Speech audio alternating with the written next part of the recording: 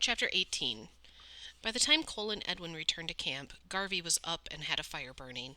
He sat on a stump of driftwood, sipping coffee and looking out over the bay. As they approached, he turned and pointed. "Look at the whales out there breaching." Edwin nodded. "Those are the humpbacks after herring. They're following their instincts. Every spring they migrate up from calving grounds in Hawaii." "I've never seen whales before," Cole said, "except on TV." "We'll dance the whales' dance tonight," Edwin said. "Is anybody hungry?" Cole said. Lowering a cooler from the tree, he dug through the food for a box of cold cereal, retrieved a gallon of water, then mixed some powdered milk and began to eat. Edwin eyed Cole, wolfing down the cereal. "You might want something more than cold cereal to work on." "That's all I usually eat for breakfast. If you guys want something different, fix it yourself." Edwin and Garvey both helped themselves to bowls of the cereal. "Suit yourself. You're the one working, champ," Garvey said. "Aren't you helping at all?" "We'll show you what to do," said Edwin, "but every 1 ounce of work is going to be yours." "But I can't nail with my bad arm." "Then learn to use your other arm," Edwin said. "If you build the cabin well, you'll stay dry and comfortable. Building it poorly and—" Edwin shrugged. "It'll be a long winter. I built the last shelter for you, and I built it well. I still feel hurt from what you did. If you burn this cabin, you hurt only yourself." Edwin handed Cole a pair of leather gloves. "Here, these will help you from getting blisters." "I might have a bum arm, but I'm not a wimp," Cole said, setting the gloves aside. "Your choice," said Edwin as he began showing Cole how to lay out the frame for the cabin. By mid-morning, Cole had connected 4 squared beams and set them on large rocks that served as a foundation. He nailed planks to the square frame. These he covered with plywood flooring, making a large rectangular platform, roughly the size of his room at home. Each nail he drove took about 10 swings, using his left hand, but gradually his swings got better. As he worked, his stomach growled for food, but he wouldn't admit he was hungry. Not in front of Edwin and Garvey. The two sat around the fire watching and offering suggestions. Everything had to be just right. The sun was almost overhead when Cole finally had to stop for lunch. He was starved and felt half dead as he built up the fire and dug onto spaghetti noodles and a can of sauce. He put them into a pan, which he balanced on a rock in the fire. "How come everything has to be so tight and exact on the cabin?" he asked. "I'm not living here my whole life." "About 10,000 mice are hoping you build it loose," Garvey said. Edwin motioned to the north. "When the first winter storm comes with 50-mile-an-hour winds, you'll know why." After their meal, Garvey showed Cole how to lay out wall panels on the ground. By now, big blisters had formed on Cole's hands, and with a sheepish grin at Edwin, he pulled on the leather gloves. "Go ahead, say I told you so," he said. "Pride has no place on this island," Edwin answered. By late that evening, when Garvey suggested he stop for the day, Cole's hunger again gnawed at his belly. "How about some more cold cereal?" Garvey said. "Real funny," Cole said, pulling out hamburger from the cooler. "Some of us have been working." The smile on Garvey's face irritated Cole as he pulled the gloves on his sore and blistered hands. He examined his work. All 4 panels lay ready to be lifted into place. There was space for a door and one small window facing out towards the bay. It still bugged Cole that Edwin and Garvey wouldn't help with anything. He made up 3 hamburgers, but deliberately put only one in the pan to cook. Edwin and Garvey watched him as he ate his burger. When Cole finished, he yawned. "I'm beat," he said. "There's the hamburger if you guys want some. I'm going to bed." "You'll cook for everyone," Edwin said. "And then we all dance." "Do you need your shoelaces tied too?" Cole mumbled as he returned to the fire and began cooking again. "Make us a feast," Garvey said. "Not just food." Grudgingly, Cole cooked the last 2 hamburgers, covering them with mushrooms, onions, and cheese. He walked out away from the camp while Edwin and Garvey ate. After supper, Cole washed the dishes at the water's edge, gingerly rubbing gravel on the plates to help clean them. The raw blisters on his hands stung like fire. It was dark when he returned to the fire and flopped down wearily on a stump. Edwin had stoked the flames into a bright blaze. "Now we dance," he said. He stood and walked close to the fire. all around us there are powers. There are animals like the whale, the bear, the wolf, and the eagle. There are powers like the sun and the moon and the seasons. And there are all the powers inside of us like happiness and anger. We can feel all of these and dance to them. They all have much to teach us. Today we saw the whale, so tonight we'll dance the whale dance. Each of us will tell what we learned from watching the whale. Edwin curled his arms over his head, imitating a whale's head, and began to pace around the fire, dipping his head up and down as if breaking through the waves. He exaggerated his motions, ducking and diving, lost in his make-believe world. After 10 minutes of moving around the fire, he slowed to a stop, then sat down. Next, Garvey stood. In his own way, he began moving around the fire, jumping up and to the side to imitate a whale breaching. He made exaggerated expressions with his face.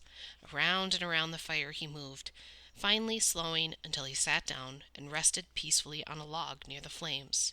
He looked up at Cole. "Your turn." "I don't know how to dance," Cole said. "It's not something you learn," Edwin said. "Feel it. Become a whale and learn what it has taught you." Self-conscious, but also aware of the warning in Edwin's tone, Cole stood and began circling the fire. He bent at the waist and moved with jerky motions, trying to pretend he was gliding through the water the way whales in the bay had. He kept looking over at Edwin and Garvey, imagining how stupid he must look, circling the flames. He was glad nobody from school could see him. Gradually he moved faster, trying to imagine a whale migrating thousands of miles, being led by instinct, lowering and rising. Cole wandered off away from the fire, then pretended the fire was the goal of his long migration. On his way to the fire, he leaped back and forth, chasing schools of fish. Nearing the flames, he closed his eyes and leaped high into the air to breach. He landed on his hands and feet. For a few moments, he stared into the flames, then sat down. He held his blistered hands tightly to his stomach. After a time of silence, Edwin said, "The whale is graceful and gentle. Tonight I learned those things." Garvey nodded and said, "The whale is also smart and powerful. That is what I learned from the dance." After several long minutes, Garvey said, "Cole, what did you learn from the dance?" Cole had been thinking. "A whale migrates, but it doesn't have a home." He picked up a small stick and traced in the dirt. "I feel like the whales," he said softly. When nobody spoke for several minutes, Garvey stood. "This has been a good day," he said. "Now, it's time to hit the sack." He turned and handed Cole a tube of ointment. "Use this on your blisters before going to bed, and make sure you put a tarp over the firewood, or it will be waterlogged by morning." "Thanks," said Cole. He turned to Edwin. "What would a dance of anger be like?" "That's the hardest dance of all, because you face your anger and you release it." "Will we be doing the dance some night?" Cole asked. "You'll do that dance alone after Garvey and I leave. You'll do that dance only when you're ready." Unlike the night before, Cole had no trouble falling asleep. He slept hard, waking only to shift positions on the rocky ground. With first light, Edwin again woke him by shaking his shoulder. "It's time to go to the water again," he whispered. Cole rolled away from Edwin's hand. "Can't we skip just one day?" he groaned. Edwin shook his shoulder again. "Not until your anger skips a day." "Why doesn't Garvey join us?" Cole argued. "Maybe he's not angry." "Does that mean you're angry if you're going?" "It means I'm going to get angry if you don't get your butt up." Grumbling, Cole crawled stiffly from his warm sleeping bag. This morning his hip and arm hurt so badly he almost cried out. It felt as if cement had hardened in his joints. Cole looked out into the gathering light and the steady drizzle. The last time he saw this kind of steady drizzle, he'd been fighting for his life. Now he was going swimming in a freezing pond. He couldn't believe this was real. As Cole stepped from the tent, Edwin handed him a rain jacket. Without speaking, the two left camp and hiked to the stream in the shadowy dawn. From there, they once again entered the water and waded up the edge of the stream until they reached the pond. Edwin crawled under the large spruce tree, stripped off his clothes. "Place your clothes near the trunk to keep them dry," he said. They would stay drier if I left them on and stayed out of the water, said Cole as he began undressing.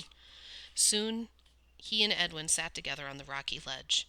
Edwin made no effort to speak. How long do we sit here? Cole asked impatiently. Until your mind is clear and you have a choice between anger and happiness. I'm not mad today, said Cole. My head's clear and I feel like I have a choice right now. Then sit here until you're numb, Edwin said, his voice edgy. Each time it gets easier. Someday you'll want to get up and come here.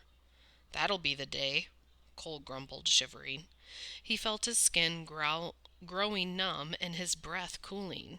Finally, Edwin stood, as if some invisible timer had gone off in his head. Without rushing, he returned to shore. Cole followed gladly. I can't wait to get back and start a big bonfire, he said as they toweled off. This morning you'll take time to meet your ancestors first, Edwin said in his matter-of-fact tone. Do what? Edwin didn't answer.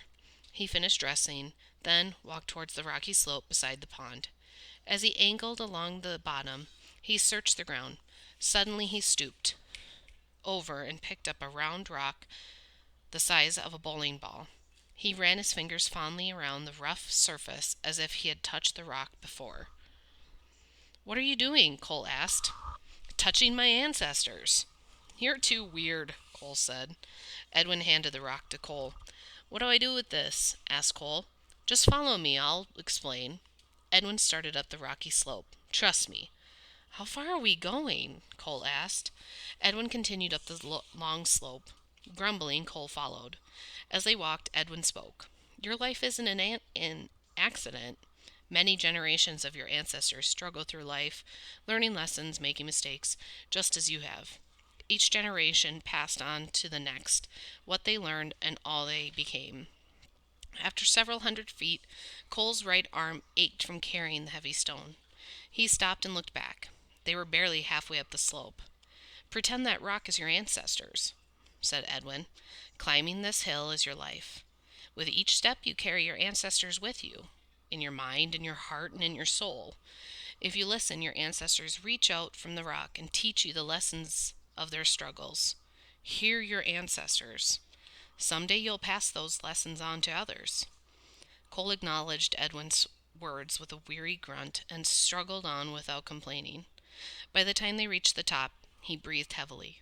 He was about to drop the rock to the ground when Edwin reached out, took the heavy stone, and set it down carefully.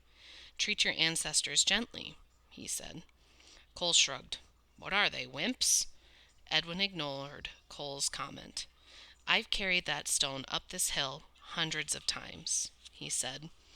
This very same rock? Edwin nodded. You mean you carry it back down again, too? Edwin smiled. There's a better way. Once the rock is set down, it changes meaning. Now it becomes your anger. Go ahead, roll the rock down the hill. Roll away your anger. Cole crouched and gave the rock a shove. He watched as it crashed back down the slope. That would make the ancestors dizzy, he laughed. Imagine your anger rolling away, Edwin said patiently. Cole was still chuckling about his dizzy ancestors. He couldn't believe he had carried a rock all the way up here just to shove it back down. Each time you do this, you'll find more meaning, Edwin said, and you'll learn respect.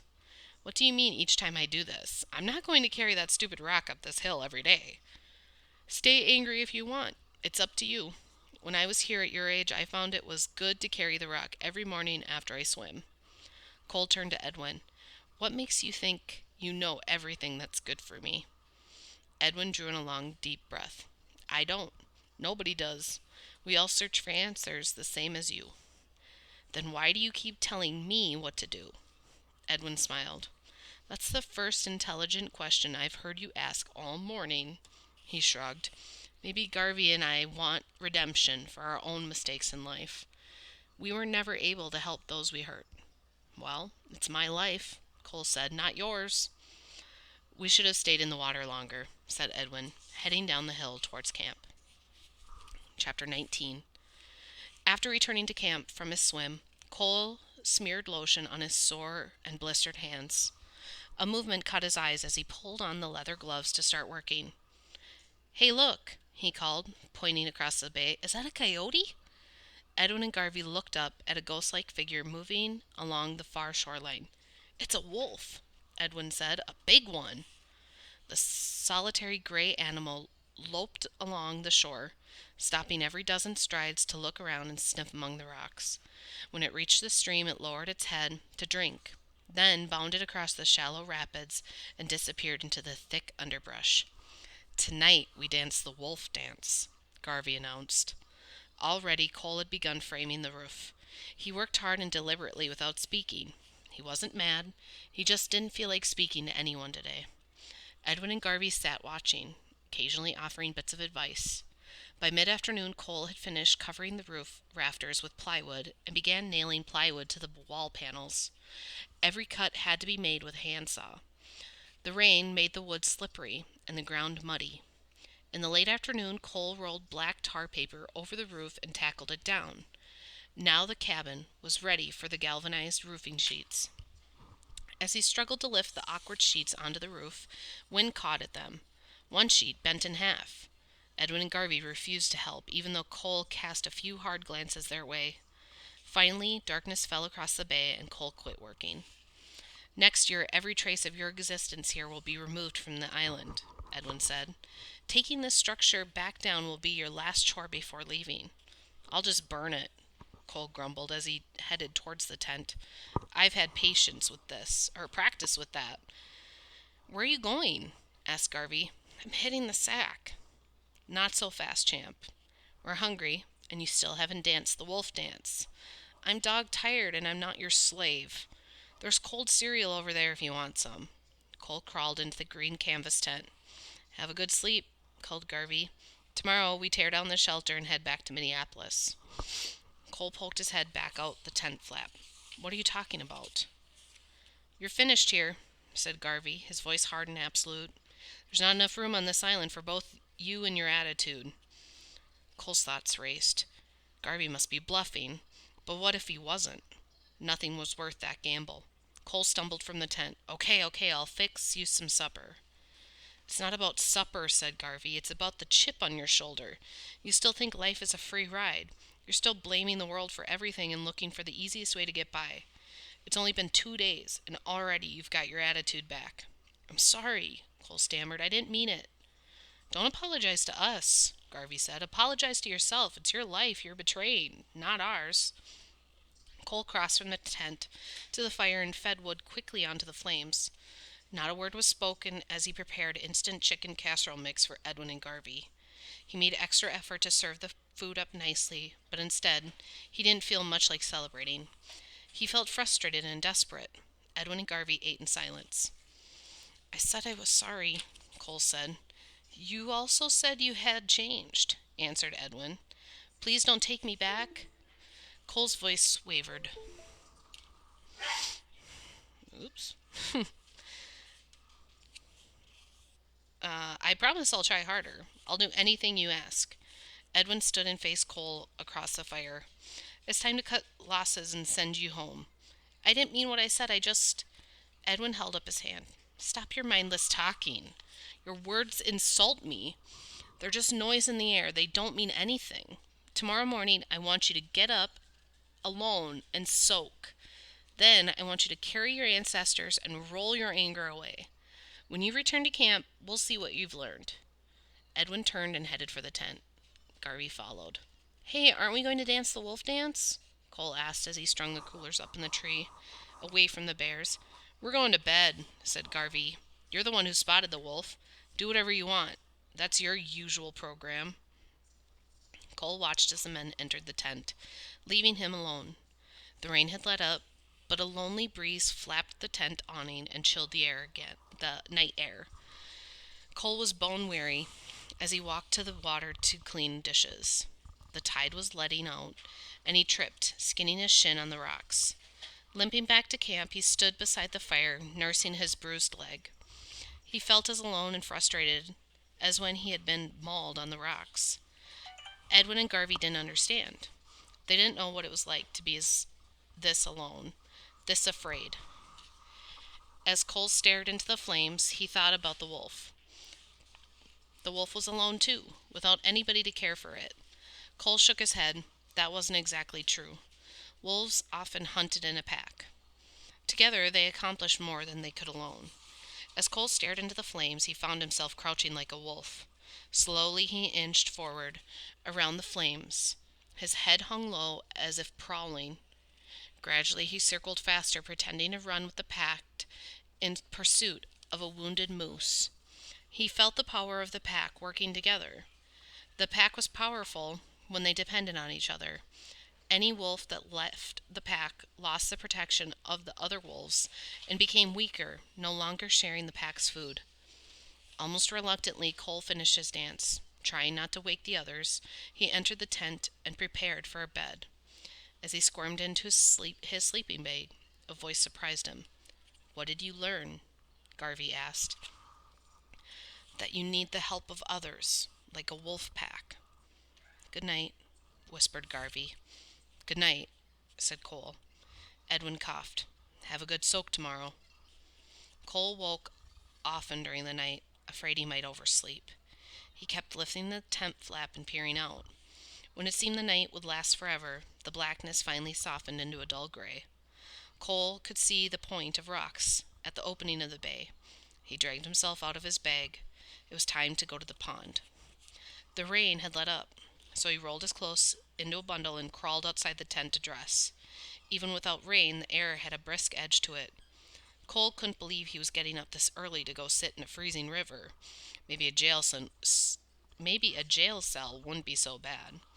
As he headed out from camp, he wondered if Edwin and Garvey had been serious about returning him to Minneapolis. He kicked a small rock into the water. Cole reached the stream and splashed along the bank towards the pond. Under his arm he carried a towel. He was so lost in his thoughts. A low-hanging branch smacked him hard in the forehead. He bent over, grimacing, momentarily dazed. Then he continued. When he reached the pond, Cole hesitated. It would be easy not to soak or carry the rock. All he needed to do was make up a good story before returning to camp. But something told Cole that Edwin and Garvey couldn't be lied to this morning. Immediately, he stripped and waded into the icy water. The pool didn't seem quite so cold as the first morning they came home had come, but still it took his breath away as he crouched and lowered himself in. He held his breath and breaststroked over the rocky bench. Hugging his arms tightly to his chest, he sat shivering and looking around at the water, the trees and the dawn sky. His whole body was peppered with goosebumps. He wondered how long he could stay in this pool. Edwin had sat calmly, as if sitting in a warm bathtub. Cole tried closing his eyes. Maybe it would help to concentrate on something else. He drew air slowly past his lips and let it escape the way he had seen Edwin breathe. Over and over he breathed, trying to clear his mind. Gradually he quit hugging his chest and let his arms drift out and away from his body until they hung suspended in the water. Cole found that if he sat completely still, his numb skin actually felt warm. He breathed deliberately, imagining himself as calm as the pool. Slowly his eyes opened, and he looked at the sky reflecting in the water. The floating clouds glowed red with the coming sunrise. A flicker of movement in the reflection made Cole glance up, but then he realized the movement was a fish hovering near his knees. Holding his breath, Cole watched the silver fish. He wondered how the trout would taste for breakfast. The same instant, he thought of eating the fish. It moved off and disappeared. Cole released his breath. Had he moved? Was that what scared the fish? Or had his thoughts exposed his presence? Surely the fish couldn't sense his thoughts. When Cole breathed again, he noticed that his breath had cooled as if he were sucking on a menthol cough drop. He also noticed that in the water his joints didn't ache, nor did he feel pain in his blistered hands. His few thoughts seemed distant from his body. The cold water somehow suspended his whole existence. When Cole finally left the pond, it was not because he had gotten too cold or impatient, but because he had finished his soak. He drifted forward in the water until he could breaststroke gently, barely rippling the calm surface. On shore, Cole toweled dried. He felt he had discovered something, but wasn't sure what. All he had done was sit in cold water and try not to think, and yet that simple act had made him feel so calm. After dressing, Cole walked to where Edwin's ancestor rock had stopped when it rolled down the slope the day before. He moved stiffly from being so cold, but his joints didn't ache as they had when he crawled from the tent early that morning. He paused before lifting the rock and slowly stretching his body, touching his toes, reaching for the sky, twisting at the waist and leaning backwards. All the while he kept breathing deeply. The deep breaths seemed to slow down his thoughts and make him calm. Cole wondered how Edwin had discovered this. Cole kept stretching. Then he lifted the rock and stared up the hill. He neither rushed nor dawdled. He moved deliberately, trying not to look ahead at how far he had let go. Instead, he tried to imagine each step as a day in his life. Whenever he stumbled, he imagined a day in his life when he had stumbled. There had been plenty of those days, but when he stopped to catch his breath, he looked back and saw how far he had come. He had come a long way since smashing Peter's head on the sidewalk. That seemed like another lifetime ago. Cole wondered if the consequences of that movement would ever disappear. Cole grimaced as he looked at the rock in his arms. He didn't want to spend his life in a jail cell. He hugged the rock tightly to his chest. What a fool he had been. Things could be different. At the top of the hill, Cole lowered the rock gently to the ground and stood without pushing it. He couldn't stop wondering why he had been born and thinking about all the twisted events that had brought him to this moment. It seemed a bizarre dream to be standing alone on the rocky hillside in Alaska with a round stone at his feet, his mind filled with thoughts so totally different from anything he'd known, running around on the streets back in Minneapolis. He felt like a new and a different person. Slowly, Cole let go of his ancestors and allowed the stone to become his anger. He knew that he had to quit blaming others, including his father, for his problems. As long as blame still existed, so would his anger. He had to let go the same way he let go of this rock. With that thought, Cole sank to his knees and placed both hands against the rock. With a grunt, he shoved it down the slope. As the rock tumbled faster and faster, Cole felt his body growing lighter, and when the rock smashed to a stop at the bottom, he felt as if he could fly. Now it was time to go back to camp and talk to Garvey and Edwin. Cole started down, looking ahead towards this pond. Movement caught his attention, and he spotted a large white shape disappearing into the tall trees below. Chapter 20. Cole's heart pounded. Had he just seen the spirit bear? What else on the island could be that big and white? As he scrambled down the rocky slope, his thoughts raced. Did he dare tell Edwin and Garvey he had seen the spirit bear? They were already mad at him. Would just think he was making up another story. Back at camp, Edwin and Garvey sat beside a blazing fire, sipping cups of hot coffee. Neither spoke as Cole approached and pulled up a chunk of driftwood to sit on. After an awkward silence, Cole knew he had to say something. I know that saying I'm sorry about my attitude isn't enough, but I want you to know that I am sorry. He paused. When I was carrying the rock this morning, I realized that I won't ever get over my anger unless I quit blaming others for everything. That's why I got mad the last 2 days. I was still blaming you guys. Edwin and Garvey exchanged glances. So what made this morning every different? Garvey asked. Cole bit at his lip. I just realized that I'm not a bad person. Nobody is, he said. People are just scared and do bad things. Sometimes people hurt each other trying to figure things out. Cole gazed into the flames. I hate what Dad does to me, but he must be just as scared as I am. He doesn't want to be mean. He just doesn't know any better. I'm glad you can see that, Edwin said. But how do we know this isn't just another con job? Do you really expect us to believe you've changed? It doesn't matter if you do, Cole said. I'll be okay, even if you take me back to Minneapolis. As he spoke, he noticed the plastic tarp had blown off his wood stack, so he walked over and tucked it back around the pile. If you're headed back to Minneapolis, why are you covering up the wood? Edwin asked. Cole allowed a smile. Just in case you change your mind. Edwin motioned towards the shelter. Well, just in case. You better finish the cabin. Cole wanted to tell them more about what he had learned that morning. Instead, he blurted, Thanks, then rushed over to continue on the shelter. Doesn't matter, my foot, muttered Edwin. Grinning, Cole pulled on his tennis shoes and gloves and picked up his hammer. He worked hard all day. By dusk, he had finished the roof and framed in the single window. He also made a heavy door and mounted it with metal strap hinges. For the door handle, he screwed on a deer antler he found near the stream. He cut a hole through the door so the deadbolt could be locked from both sides. All that remained was to install the small barrel. Glowing with satisfaction, Cole stood back to admire his new shelter. So what do you think? He asked. Edwin and Garvey left their seats by the fire and walked around the small cabin, inspecting it. You'll need to keep a clean kitchen, Garvey said. A determined grizzly doesn't need to open a door to get in. And you'll need to do some caulking to tighten things up before winter, Garvey said. I know, but did I build a good cabin? Cole asked eagerly.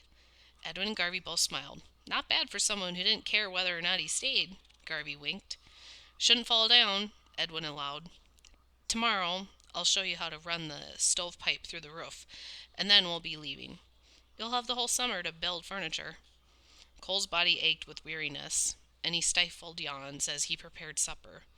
Since this was the last meal with Edwin and Garvey, he fixed an extra good one. He boiled spaghetti, then fried onions and peppers to add in.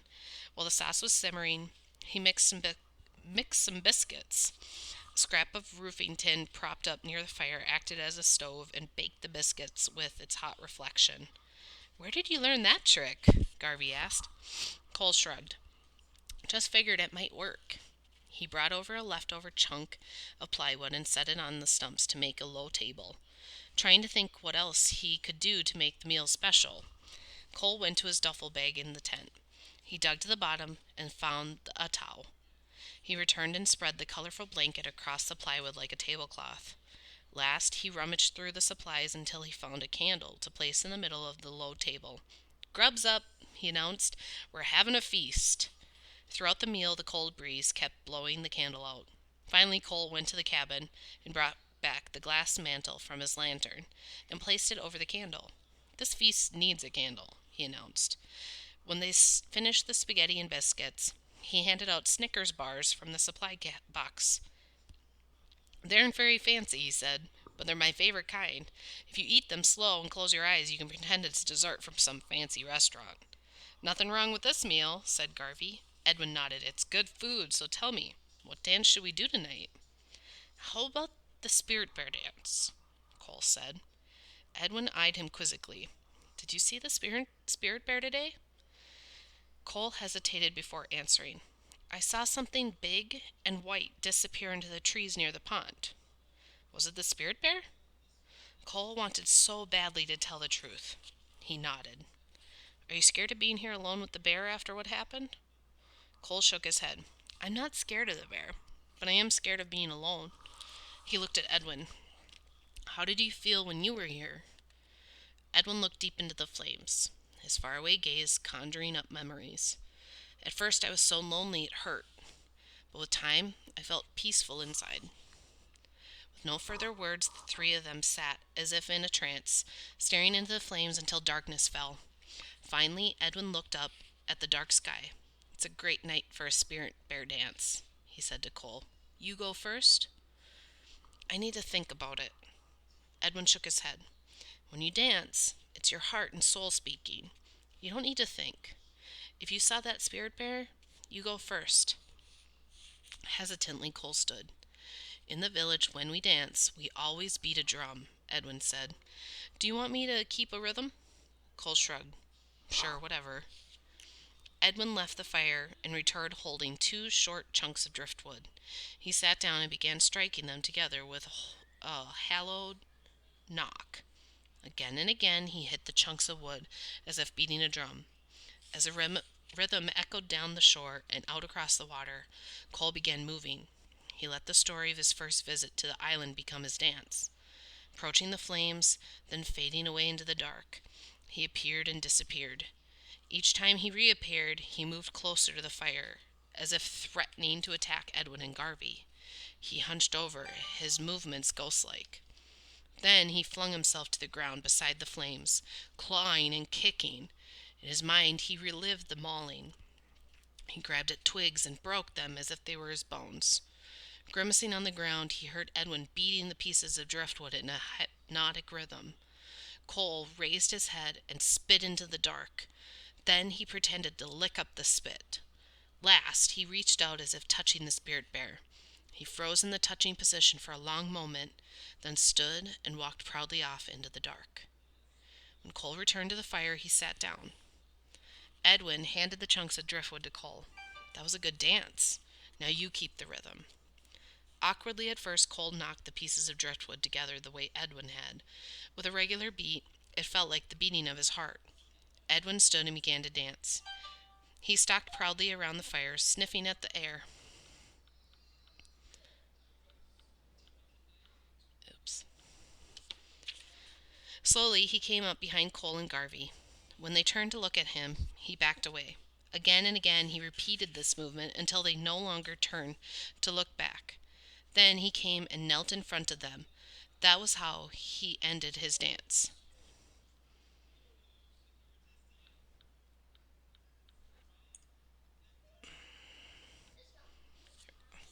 Cole kept striking the wood together for Garvey as he stood for his turn. Garvey started his dance lying on the ground as if he were asleep by the fire, then slowly awoke and sat up. He rubbed his stomach and licked his lips to show his hunger.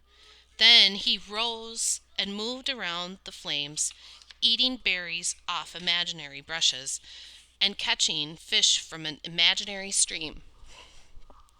After several minutes, he stuck out his belly and scratched it to show he was full. Cole couldn't help but smile at his parole officer. This was the same man he had hated back in Minnesota. How could he ever have hated him?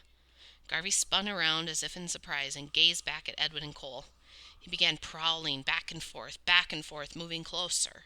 He looked at Cole and placed a finger to his lips. Cole stopped drumming. In silence, Garvey moved forward until he stopped less than a foot away. He crouched silently as if to touch his toes. Then, "Boo!" he shouted, springing up, arms extended. Edwin's stump tipped over and he fell backwards in surprise. Cole nearly choked, catching his breath. Garvey laughed harder and harder until tears rolled down his cheeks. "Dances don't always have to be serious," he said. "Dances can be fun too, or they can be celebrations." "You turkey," Cole said, laughing himself. When he regained his composure, he grinned. "I understood both of your dances." "And we understood yours too," Garvey said. Once more the three sat staring into the flames, each lost in the thought. Finally, Edwin stood. "Let's get some sleep. Tomorrow begins a new journey." When Cole arose the next morning to go to the pond, so did Edwin and Garvey. "Mind if we go with you?" Garvey asked as if he needed permission. "That'd be great," said Cole. Together the three headed out single file in the gathering dawn. Although this was only his fourth trip to the pond, Cole proudly led the way. When they arrived, he didn't hesitate. He stripped off his clothes and waded directly into the cold water. He found that by breathing deeply, he avoided gasping as the water rose around his chest. He had already reached the rocks when Edwin and Garvey waded in. Edwin showed no reaction as he submerged, but Garvey caught his breath at the cold water. "Now I see why you can't wait to get here each morning," he gasped. "It gets easier each time," Cole said. "Too bad I won't be around to find that out," Garvey joked. The three sat in silence, looking upstream to where the water rushed through the narrow gorge. A cloud of light mist drifted over the river.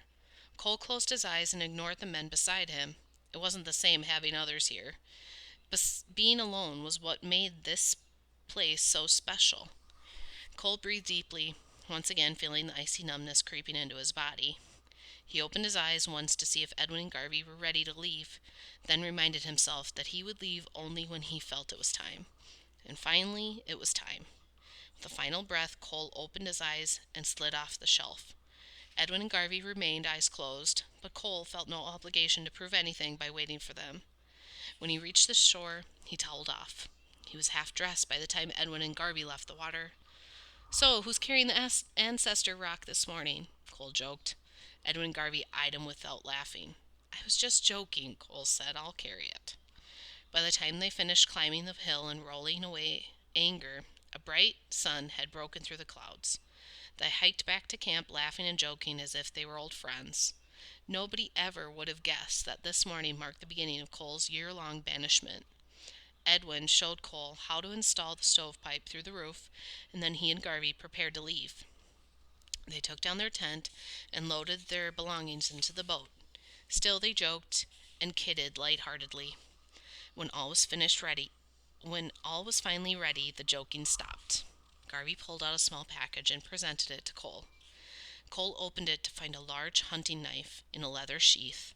"Thanks," he said. "That knife is like life," Garvey said. "It can destroy you or help you heal." "How can a knife help me heal?" Cole asked. "Use it to carve. If you discover what lies inside the wood, you'll discover what's inside of you. It helps you to heal. But you can never heal completely until you discover one thing," Edwin said thoughtfully. "What's that?" Edwin allowed a rare smile. "If I tell, you can't discover it." As Edwin and Garvey crawled into the aluminum skiff, Cole called, "Don't forget to put the spark plug back in."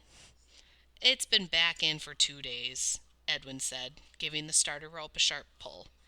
As the motor roared to life, Cole helped push the bow off the rocks. "I'll be out to check on you in a few days," Edwin shouted. "I'll be okay," Cole shouted back, wishing he believed his own words. He watched the small boat until it disappeared from view. Standing alone on the shoreline, he couldn't help but remember how angry he had been the last time he watched the skiff leave. This time he felt only fear, and he admitted it. His palms were sweaty, and his throat tightened. If he screwed things up this time, there would be no next time.